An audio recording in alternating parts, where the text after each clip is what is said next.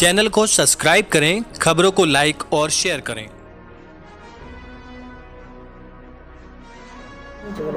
एक बड़ी सफलता हासिल हुई है, क्या है पूरा मामला? देखिए, कल सीओ सिविल लाइंस और एसएचओ सिविल लाइंस को जानकारी प्राप्त हुई थी कि इनके क्षेत्र में एक बहुत ही बड़े स्तर पे आईपीएल मैचेज हो रहे हैं, उसके नाम पे सट्टा लगाया जा रहा है और बहुत बड़े स्तर पे गेमिंग हो रही है।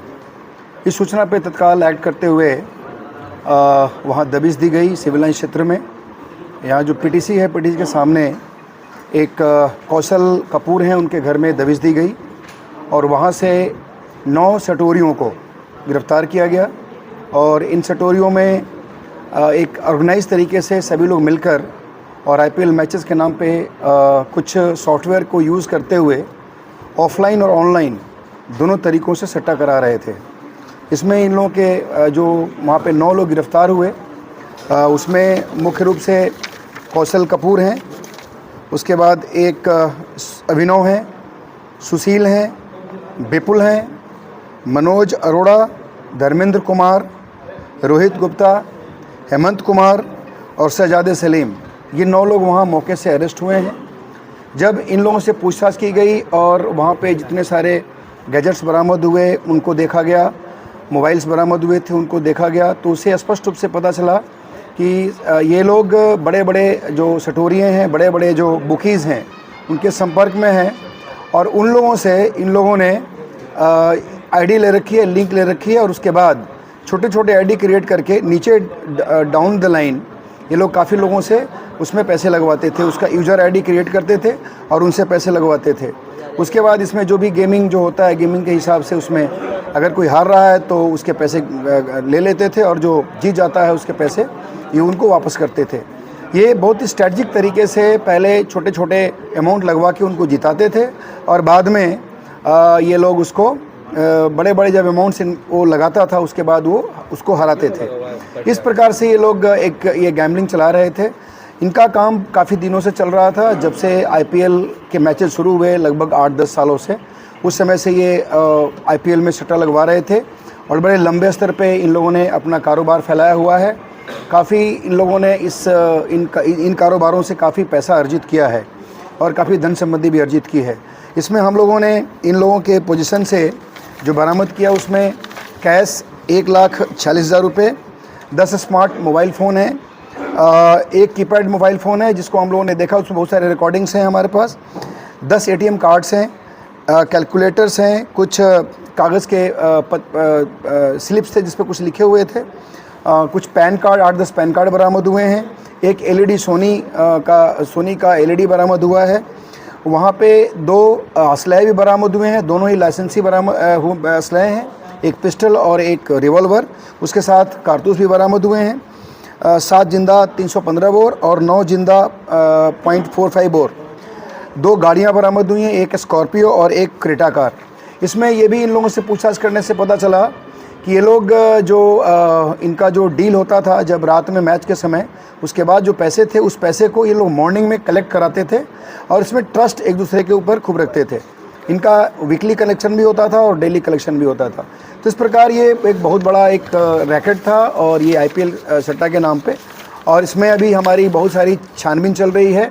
इसमें यहाँ के बहुत सारे बड़े बड़े जो बुकीज़ हैं उनके नाम आए हैं और उसमें से जो लोग हैं उनके खिलाफ़ हम लोग अभी छानबीन कर रहे हैं, कार्रवाई कर रहे हैं और जो भी और फाइंडिंग्स होगी उसके खिलाफ़ उसके हिसाब से कार्रवाई की जाएगी।